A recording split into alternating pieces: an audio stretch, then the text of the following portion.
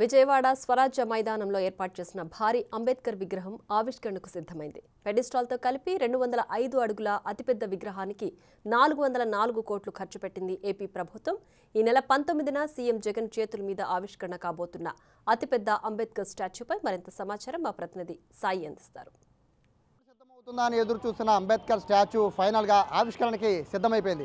ఎల్లుండి AP CM Jaganmohan Reddy చేతుల మీదుగా విగ్రహావిష్కరణ జరగబోతోంది. 125 అడుగుల భారీ అంబేద్కర్ విగ్రహం తెలంగాణలో ఉంది. సో ఆంధ్రప్రదేశ్లో దానికంటే పెద్దది బేస్మెంట్తో కలిపి 205 అడుగుల భారీ అంబేద్కర్ స్టాచ్యూ పూర్తిగా సిద్ధమైపోయింది. 404 కోట్ల ఖర్చుతోనే ఏర్పాటైన అంబేద్కర్ విగ్రహాన్ని ఒకసారి స్క్రీన్ మీద చూద్దాం. ఎందుకంటే ఇంత పెద్ద విగ్రహం అనేది బహుశా భారతదేశంలో ఇంత పెద్ద అంబేద్కర్ స్టాచ్యూ లేదనే చెప్పాలి. ఎందుకంటే తెలంగాణలో ఉన్న స్టాచ్యూ 125 అడుగులు అయినప్పటికీ మనం ప్రస్తుతం చూస్తున్న కింద అంబేద్కర్ స్టాచ్యూ కాళ్ళ కింద చూస్తున్న ఏదైతే మనకి బేస్మెంట్ ఇది కనబడుతుందో అదంతా కూడా ఒక పెడెస్ట్రల్ రూపంలో ఉంటుంది. ఆ పెడెస్ట్రల్ రూపంలో ఉన్న మొత్తం అంబేద్కర్ స్టాచ్యూకి సంబంధించి అది 80 అడుగుల వరకు ఉంటుంది. మనం చూస్తున్న విగ్రహం ఇప్పుడు స్క్రీన్లో చూస్తున్న విగ్రహం అయితే దగ్గరగా 125 అడుగుల హైట్ ఉంది. అయితే 125 అడుగుల అంబేద్కర్ స్టాచ్యూ పెడతామని ఏపీ సీఎం జగన్ చెప్పినట్టే అంబేద్కర్ విగ్రహం అయితే 125 అడుగులు ఉంది. కానీ అంబేద్కర్ విగ్రహం 125 అడుగులతో పాటు ప్రస్తుతం విగ్రహానికి సంబంధించి విగ్రహం కింద మనకు కనబడుతున్న ఏదైతే పెడల్స్టల్ కనబడుతుందో అది లోపల నుంచి అంటే పునాదుల దగ్గర నుంచి మొదలు పెట్టుకుంటే 80 అడుగులు ఉంది అది. సో ఈ 80 అడుగుల్లో కూడా చాలా ప్రత్యేకతలు ఉన్నాయి. మనం చూస్తున్న ఏదైతే పెడస్టల్ ఉందో అందులో మొత్తం 4 ఫ్లోర్లనే పెట్టారు. లోపల లిఫ్ట్ కూడా ఉంటుంది.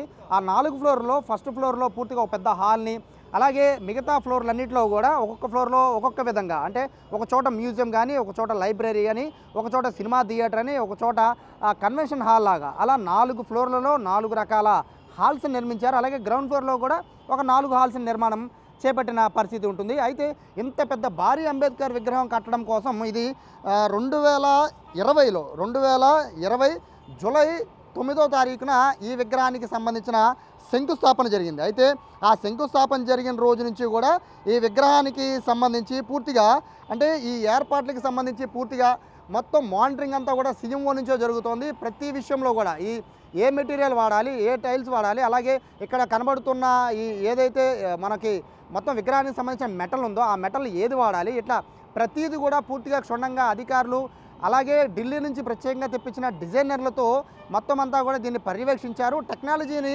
ఉపయోగించారు. ఎందుకంటే ఇంత పెద్ద అంబేద్కర్ స్టాచ్యూని ఏర్పాటు చేయాలంటే కనుక ఖచ్చితంగా ఇప్పుడున్న టెక్నాలజీ కన్నా అప్గ్రేడ్ టెక్నాలజీని తీసుకురావాల్సిన పరిస్థితి ఉంటుంది. అలాగే బేస్మెంట్ నుంచి కూడా ఈ విగ్రహాన్ని పైకి లేపాలి కాబట్టి అంటే 205 అడుగుల భారీ విగ్రహం కాబట్టి ఈ విగ్రహాన్ని తయారు చేయడానికైతే ఢిల్లీ నుంచి ఒక ప్రత్యేక బృందమే వచ్చింది.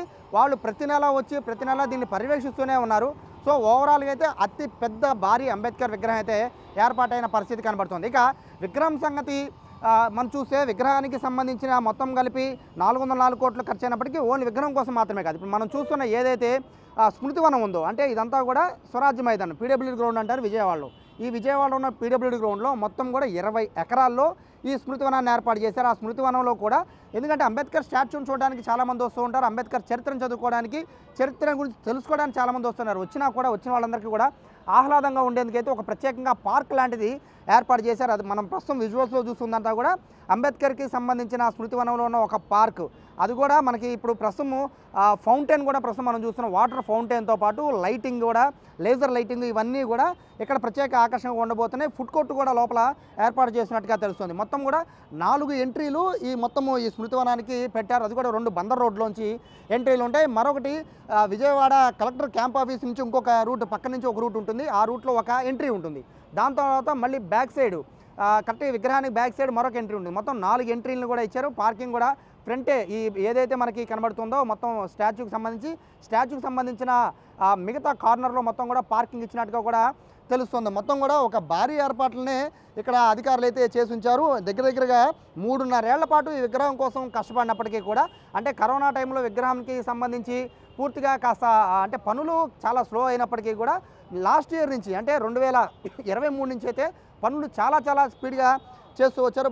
లాస్ట్ మంత్ డిసెంబర్ ఓపెనింగ్ అని అనుకున్నప్పటికీ చిన్న పనులు పెండింగ్ ఉండడంతో ఫైనల్గా ఎల్లుండి ఈ విగ్రహాన్ని అయితే ఓపెన్ చేసినట్టుగా సీఎంఓ నుంచి కూడా సమాచారం వచ్చిన నేపథ్యంలో ఎల్లుండి సాయంత్రం 4 గంటలకి ఏపీ సీఎం జగన్మోహన్ రెడ్డి చేతుల మీదుగా ఈ భారీ విగ్రహం అయితే ఆవిష్కరణ జరగబోతున్నట్టుగా కూడా తెలుస్తోంది. అయితే మొత్తం కూడా ఈ వీటిలో ఉన్న వాటిలన్నింటిలో కూడా అంటే ఈ మనం చూస్తున్న కేవలం ఇదొకటే కాదు, దీనికి సంబంధించి ఏర్పాట్ల విషయంలో కానీ అలాగే లోపల అంబేద్కర్కి సంబంధించిన విశేషాలు తెలుసుకోవాలి. ఎందుకంటే మొత్తం రాజ్యాంగ నిర్మాత కాబట్టి ఆయన రాజ్యాంగాన్ని రూపొందించడంలో ఆయన పడిన కష్టం, ఎవరెవరిని కలిశారు, అలాగే ఎవరెవరితో మాట్లాడి ఈ రాజ్యాంగాన్ని రూపొందించారు. రాజ్యాంగాన్ని రూపొందించేటప్పుడు దగ్గర నుంచి అంటే ఆయన చిన్న పిల్లోడు ఉన్న దగ్గర నుంచి ఆయన చదువు దగ్గర నుంచి మొదలు పెట్టుకొని ఆయన రాజ్యాంగాన్ని రూపొందించేంత వరకు కూడా ఆయన పడిన కష్టం ప్రతి ఒక్కటి కూడా ప్రస్తుతం మనం చూస్తున్న ఏదైతే ఈ బిల్డింగ్ పక్కన మనం చూస్తున్న ఒక ఫ్లోర్ లాగా ఉందో లైటింగ్తో ఏర్పాటు చేసిన ఫ్లోర్లో అందుట్లో ప్రత్యేకంగా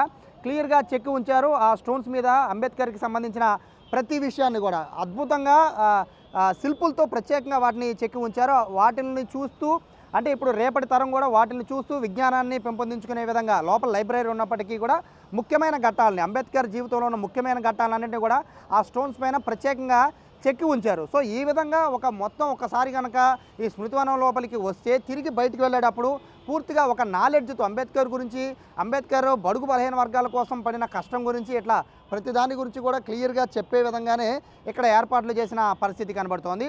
మొత్తం మీద ఫైనల్గా ఒక కొలిక్కి వచ్చింది. ఎల్లుండి సీఎం జగన్ చేతి మీదుగా ఓపెనింగ్ అవుతుంది. ఈ నెల 20వ తారీఖున ప్రజలకి మొత్తం 4 గేట్లు ఎంట్రీ ఉన్నాయి. ఆ 4 గేట్ల ఎంట్రీ నుంచి ప్రజలకైతే అక్కడి నుంచి కంటిన్యూగా ఇక అంబేద్కర్ స్టాచ్యూను చూడడానికి లోపల విశేషాలు తెలుసుకోవడానికి అయితే ప్రజలకు అనుమతిస్తున్నట్టుగా కూడా అధికారులు చెప్తున్నారు. కెమెరా పర్సన్ వినయ్తో సాయి, బిగ్ టీవీ, విజయవాడ నుంచి.